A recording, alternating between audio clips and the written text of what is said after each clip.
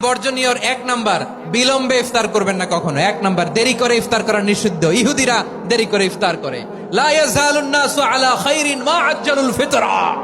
বিশ্বনবী বলেছেন, এই উম্মত যতদিন আগে আগে ইফতার করবে, এই উম্মতের কপাল থেকে কল্যাণ কেউ ছিনিয়ে নিতে পারবে না। চিল্লায় বলেন ঠিক কি না?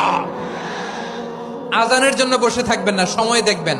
স্থানীয় সময় যখন সূর্যাস্ত হওয়া মাত্রই বিসমিল্লাহ, খেজুর খেয়ে ফেলবো। পারবেন তো নাকি দেরি করবেন? দুই নাম্বার, রমাদানের পবিত্রতা বজায় রাখবো। কোন তর্ক বিতর্ক অশ্লীলতায় আমরা জড়াবো না, ঝগড়া করবো না, সরাসরিও না, ফেসবুকেও না। করবেন কেউ গালি দিলে বলবেন ইন্নিমরুউন সায়েম, আমি রোজাদার। আল্লাহর হাবিব শিখিয়েছেন, কেউ যদি তোমার গালি দেয়, কটু কথা বলে, অশ্লীল কথা বলে, রমজানে তুমিও বলতে পারবে না। তুমি বলতে পারবা ইন্নিমরুউন সায়েম, আমি রোজাদার। আজকে থেকে নিয়ত করেন, রমজানে কেউ গালি দিলে আপনি একটা গালি দিবেন নাকি? কি বলবেন?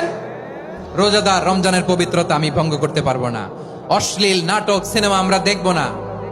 যে রমজানে মিথ্যা কথা, মিথ্যা কাজ, মিথ্যা সাক্ষী ছাড়তে পারে নাই, তার না খেয়ে থাকা, উপবাস থাকা দিয়ে আল্লাহর কিছু যায় আসে না। এজন্য মিথ্যার সাথে আমাদের কোনো সম্পর্ক আছে?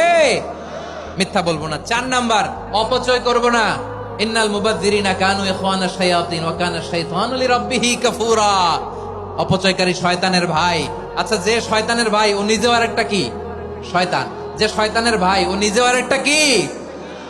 অপচয় করবো না। ইফতারি করতে যে আমরা অনেকে অপচয় করি, এগুলো করবেন আপনারা না। অপচয় অপব্যয় করবো না। 5 নম্বরে, রিয়া, লোক দেখানো ইবাদত আমরা করবো না। লোক দেখানোর জন্য নামাজ, রোজা, জিকির, তেলাওয়াত, দান, সদকা এগুলো করলে আল্লাহর দরবারে এগুলো কবুল হবে। বিশ্বনবী বলেন, দাজ্জালের ফিতনার চেয়ে একটা বড় ফিতনার ভয় আমি করি। সেটা কি? আর রিয়া, শো অফ মেন্টালিটি, লোক দেখানো মানসিকতা। এটা থেকে আমরা বিরত থাকবো ইনশাআল্লাহ। 6 নাম্বার, অনেক গুরুত্বপূর্ণ। ব্যবসায়ী ভাইয়েরা, ব্যবসা করেন কারা কারা? হাত তুলে দেখান তো আমারে। মাশাআল্লাহ, হাত নামান। ব্যবসায়ী ভাইয়েরা, অনেক অসাধু ব্যবসায়ী আছে, রমজান আসলে নিত্য প্রয়োজনীয় পণ্যের মূল্য বৃদ্ধি করে দেয়। এরকম আছে না নাই? এগুলো করবেন না। মজুদদারি করবেন না। পণ্যের কৃত্রিম সংকট বাজারে করবেন না। আপনি লাখ টাকা কামায়া ভাবছেন যে রোজাদারদের কষ্ট দিয়ে ধনী হবেন। এমন রোগ আল্লাহ আপনারে দিবে, কোটি টাকা দিয়েও আপনি হাসপাতালের বিল পরিশোধ করার ক্ষমতা আপনার হবে না। 7 নম্বরে, সর্বশেষ কথা, অধীনস্থ যারা আছে তাদের কাজের চাপ আপনারা কমিয়ে দিবেন। কাজের লোক, ফ্যাক্টরির ওয়ার্কার, স্টাফ, তাদের প্রতি যদি রহম করেন, আপনার উপর রহম করবে কে?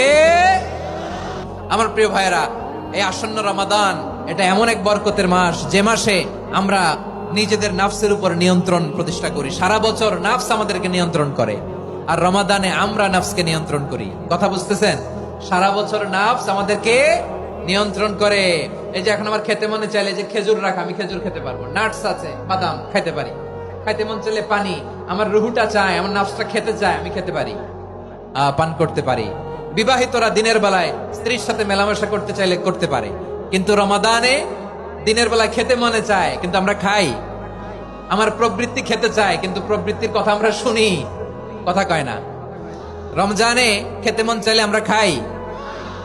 তৃষ্ণায় গলা ফেটে যায়, গলার ছাতি ফেটে যায়, কিন্তু এক ঢোক পানিকে আমরা গিলি। বিবাহিতরা দিনের বেলা স্ত্রীর সাথে কি মেলামেশায় যায়? না।